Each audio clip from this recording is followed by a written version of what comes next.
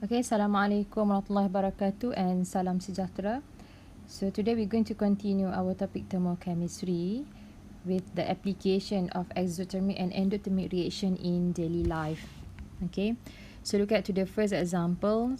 Okay, example of application of exothermic reaction in daily life. So as we know, exothermic reaction is a reaction that's going to release heat to the surrounding. So as the effect, when this reaction release heat to the surrounding, the temperature of the surrounding will going to rise. Okay, so based on this idea, so we have the hot can. Okay, so what is hot can? Hot can is a can with a few layers made up from aluminium. Why we use the aluminium? Because the aluminium is a very good heat conductor. So the reaction of exothermic will going to happen within the layers. So the first layer we put the food, okay, and then the other layers we put the calcium oxide and also the water. Okay, how can we activate this hot can? When we buy the hot can, we're going to have the hot can and also a root. Okay, satu batang. And then also at the hot can we have like 3 holes, 3 lubang. Okay, so when we want to activate our hot can, we use the root. Okay, and then we push the root inside the hot can, the hole at the hot can. And when we make a hole by using the root. Okay, why we make the hole? We make the hole to make sure that the water from the other layers can mix with calcium oxide in the other layers. So the mixture, we're going to have the mixture of water and calcium oxide powder. Okay, so once the calcium oxide and the water is mixed up, this reaction we're going to release a lot of heat, okay, to the surrounding. Okay, and then the heat release is almost 50 degrees Celsius, approximately 50 degrees Celsius, and it's going to heat our food. And this is very nice and very cool, because we can have hot food even though we don't have the gas stove. And then it is really important if we go for the camping for 1 or 2 weeks. So no need to bring our charcoal, no need to do the combustion, and we only can have our hot food within a few minutes. Just apply the concept of exothermic reaction in this hot can. Okay, and the second example is the thermite reaction. So what is thermite reaction? Thermite reaction is also known as welding thermite.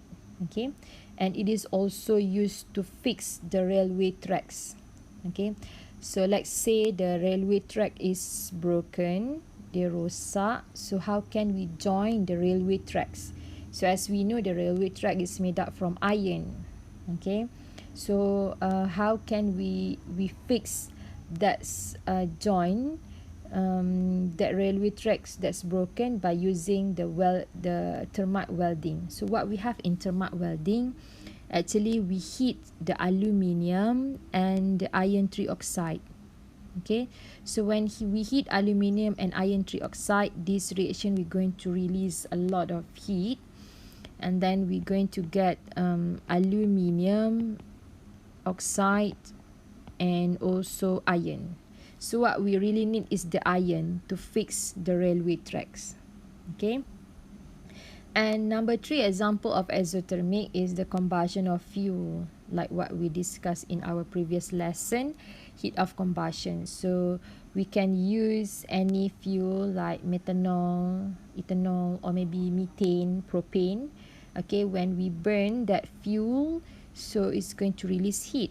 The heat release we can use for cooking our food.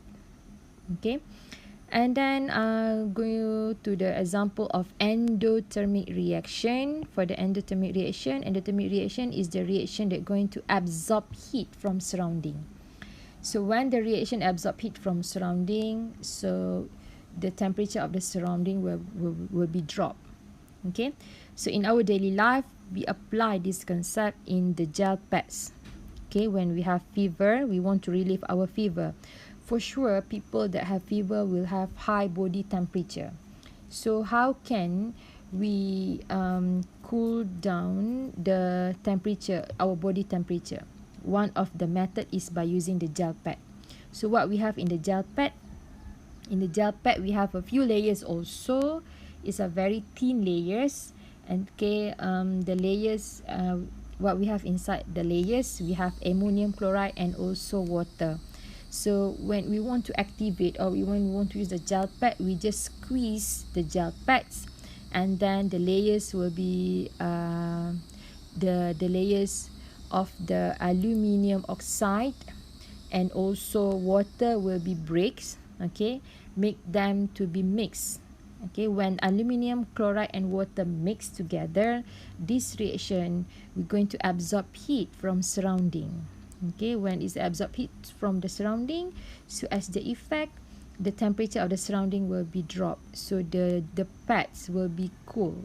That's why it's known as the cool pad. And when you put on your forehead, you will feel really nice and cool. Okay, next is the soft cooling beverage. This is also one of the cool can, which is like the hot can. We have a few layers, and then if the hot can release heat, the chemical reaction release heat for the soft cooling beverage, the reaction inside the layers, among the layers itself, will absorb heat. So we no need for you to put the can inside the refrigerator or put some ice cube. You just activate the soft cooling beverage like how you active your hot can. Okay, and then the last one we have the sorbet. What is sorbet? Sorbet is also known as the water ice, or also known as the Italian ice. Okay, so when you put the sorbet in your mouth, you will feel cool. Okay, so the sorbet is actually a frozen dessert, a frozen dessert made from the sugar sweetened water with flavoring, typically fruit juice, fruit puree, wine and honey. So it's a very simple. You can have this sorbet at your home. You just need the fruits. Okay, you blend the fruits, you put some sugar, and then you put in your refrigerator, and then when you take out, okay, you put in your mouth, you're going to feel cool. Okay, this is a few example of exothermic and endothermic reaction in our daily life. Okay, so you can explore by your own. There's a lot of other example other than this. Now let's moving on to the fuel value. Okay, what is fuel value? Fuels is a substance that burn in the air to produce heat energy. Okay, and as we know, each fuels have different heat of combustion. If you use methanol, you have propanol, and you're going to see they're going to release a different amount of heat, and for sure they're going to have different heat of combustion. Okay, so what is meant by the fuel value? The fuel value is the amount of heat energy release. Also talking about heat energy release, but this time when 1 gram of fuel is burned in excess oxygen. If before this we are talking about heat of combustion. Heat of combustion is also amount of heat release, but for heat of combustion is amount of heat release for 1 mole of fuel when it's burned in excess oxygen. Fuel value is not 1 mole, is 1 gram. So the unit will be kilojoule per gram instead of kilojoule per mole.